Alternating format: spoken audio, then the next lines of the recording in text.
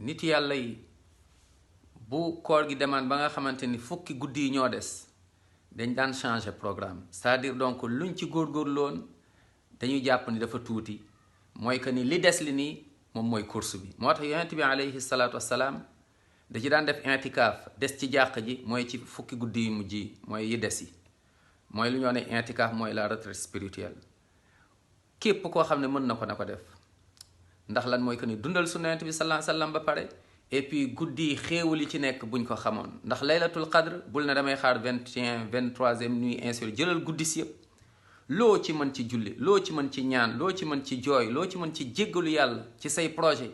àdduna ak àllaaxira ndax dañ ciy décider laylatul qadr fiha yufraqu kullu amrin hakim ci la ñuy décider mooy lu la concerne ci say projet la concerne ci sa wér-gu-yaram la concerne mooy say liggéey la concerne sa texe fii ak sa texe fële kon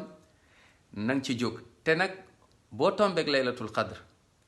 subhanallah nga sujjóot ci ku sujjóot 83 ans yaa ko ëppale ci yàlla boo tombeeg laylatul qadr guddi googu nga jàng ci alxuraan